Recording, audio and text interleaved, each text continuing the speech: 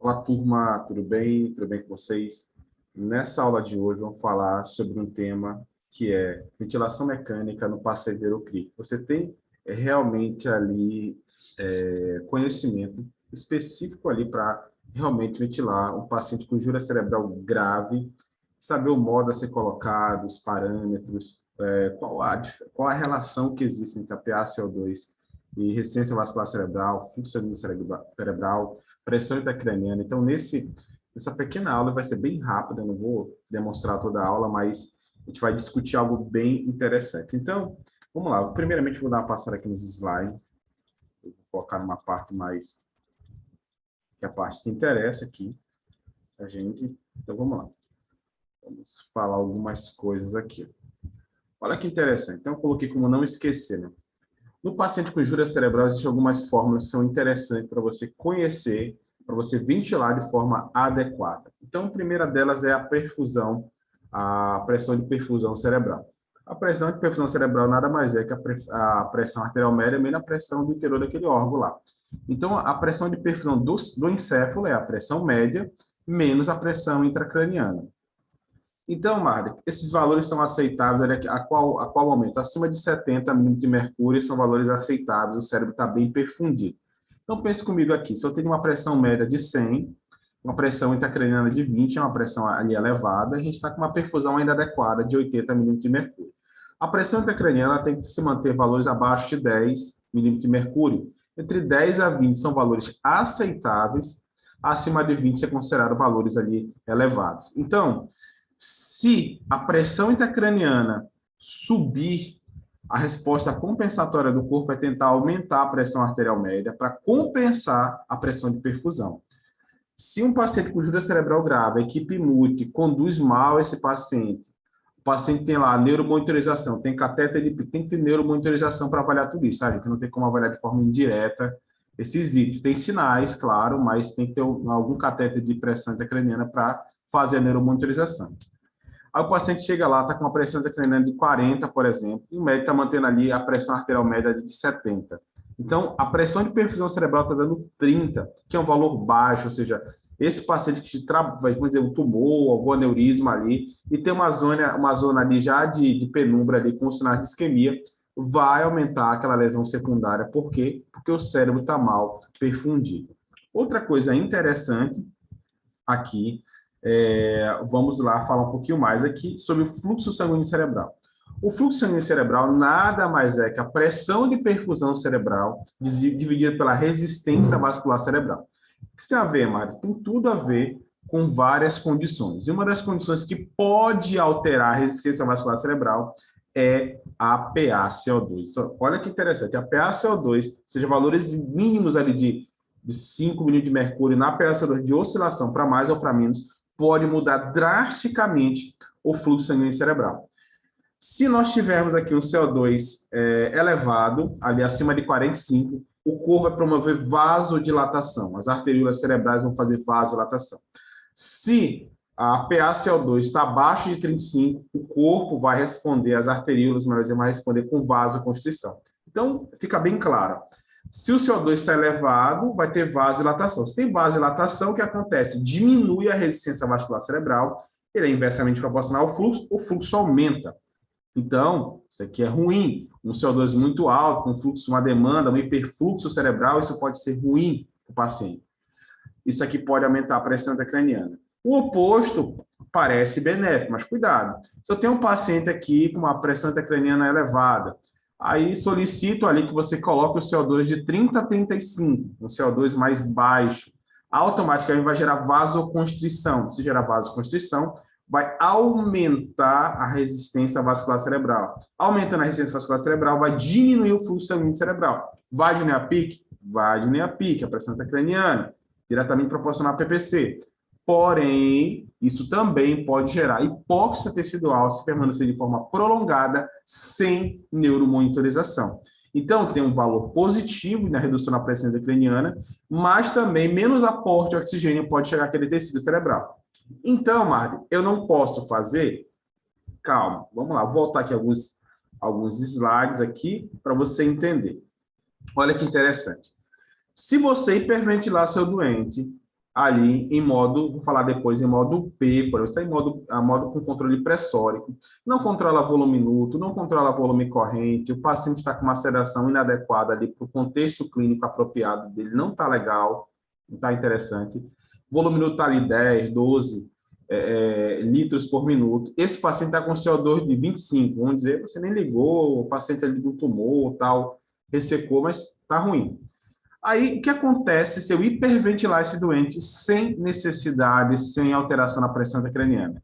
Duas coisas, você vai gerar vasoconstrição. Se você gerar vasoconstrição, você aumenta a resistência vascular cerebral e você diminui o fluxo sanguíneo cerebral. Automaticamente derruba a PIC, sim, relaxamento do encéfalo, mas diminui o aporte de oxigênio e vai gerar o quê? Hipóxia tecidual.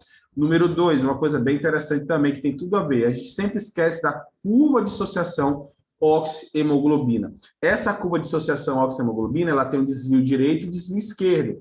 A parte direita é muito ligada ali à acidose, à hipercapnia, à hipertermia, ou seja, o corpo vai ter mais afinidade em devolver o oxigênio para o tecido e ficar com menor valor ali no capilar. O desvio esquerdo é o oposto, o paciente ali com pH elevado, com CO2 baixo, hipotérmico, o que acontece?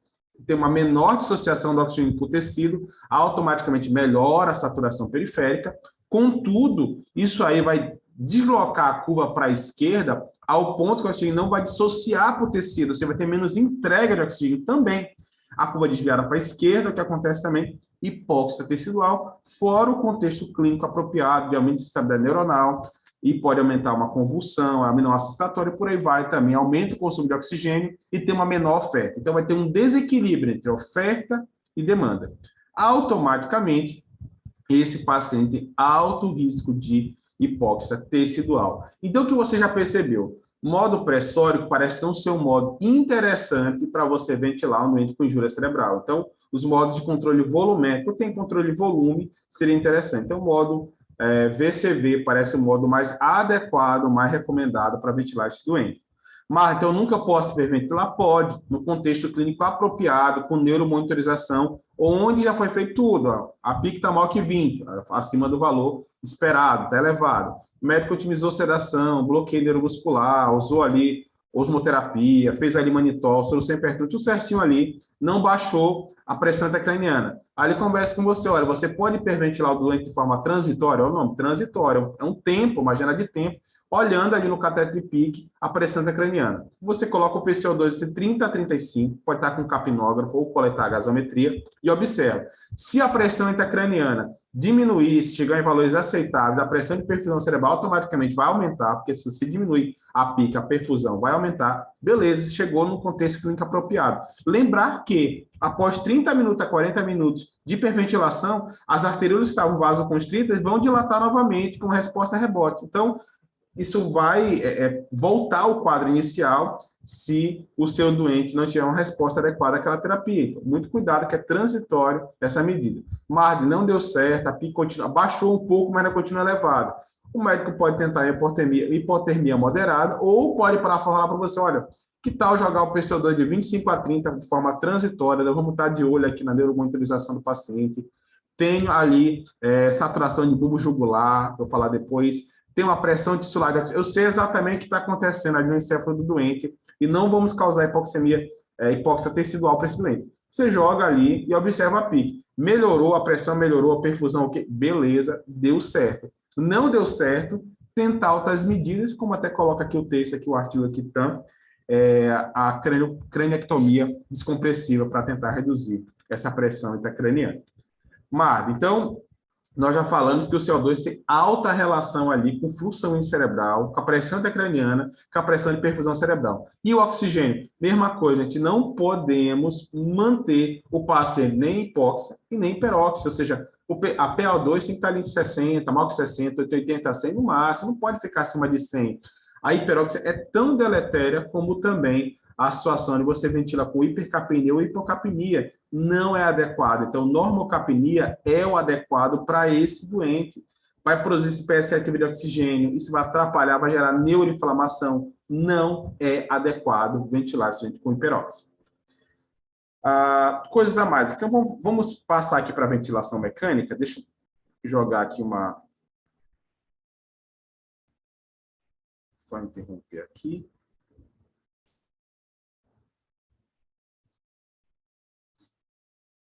Compartilhar aqui meu ventilador mecânico para você entender por que o modo um controle volumétrico é aparentemente o modo adequado para esse paciente. Olha que interessante.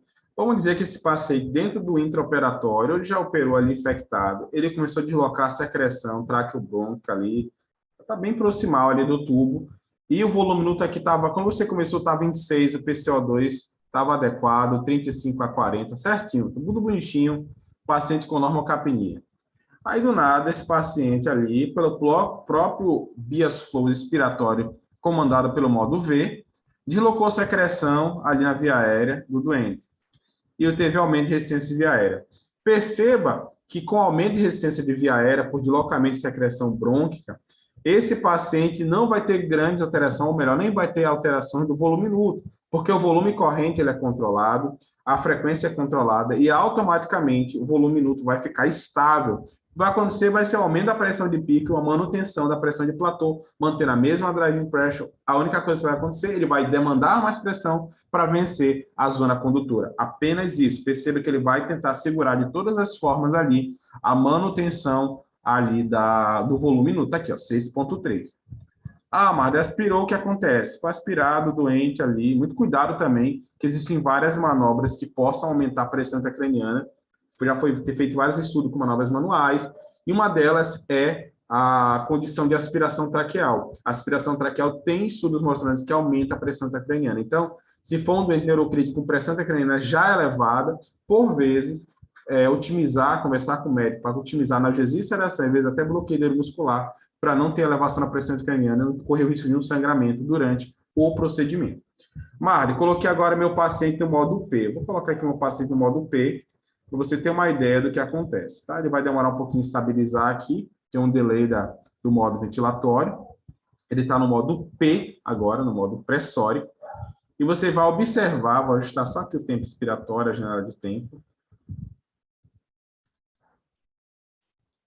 Você vai observar o que vai acontecer com o volume minuto desse paciente após esse paciente aumentar a resistência de via aérea. Vamos dizer que o volume está aqui em torno de 7 litros por minuto. Vamos ver se vai ficar maior ou menor. Aparentemente já estabilizou aqui. Esse doente também já estava infectado, com basicamente, até um pouco chato falar, porque o bias flow expiratório no modo P já é um pouco controverso, porque o pico de fluxo geralmente é maior que o ex, mas deslocou secreção, está aqui o volume em torno de 7. Estava estável, a PaCO2 de 35 a 40, tudo legal, tudo bonitinho ali. Porém, 7,2 de volume minuto, esse doente começou a deslocar a secreção ali no tubo endotraqueal. Olha o que acontece ali. Automaticamente, ninguém viu o que aconteceu nesse doente. O modo estava modo P. Olha o que acontece com o volume minuto, porque o volume corrente agora vai cair, porque a pressão é controlada, então parte dessa pressão vai dissipar na zona condutora e só parte delas vai chegar na zona alveolar. Automaticamente tem queda da driving pressure e queda do volume minuto. O paciente vai aumentar o CO2, o aumento de CO2 faz o quê? Vasodilatação. Vasodilatação diminui a resistência vascular cerebral e vai ter aumento de fluxo cerebral, hiperfluxo. Isso não é adequado. Gente, então o que você percebe? Você percebe o seguinte, que ventilar esses doentes no modo P não parece ser uma estratégia adequada. Então, ventilar esses doentes no modo P parece não ser uma estratégia adequada. Então, o que é interessante, Margo? É interessante o seguinte, que esse doente aqui seja ventilado em modos ali de controle volumétrico. Vou passar aqui, eu acho, só passar aqui uma tabelinha do professor Flávio, também essas imagens são dele. Isso aqui é bem interessante. Então, isso aqui são valores de referência que você deve manter durante a ventilação mecânica, durante o neurocrítico. Você tem, claro, cateter de neuromonitorização, saturação de bulbo jugular, isso que é importante, ou tem uma pressão tissular de oxigênio. Manter a pressão intracraniana abaixo de 10. 10 a 20 é aceitável, acima de 20 já tem uma hipertensão intracraniana moderada, acima de 40 é grave, com chance de herniação. A pressão de perfusão cerebral acima de 70 é o adequado. O fluxo sanguíneo cerebral de 50 a 55 ml de oxigênio por cada 100 gramas por minuto é adequado. A saturação de bulbo jugular ali, de 50 a 75, ela fala muita coisa, tá, gente?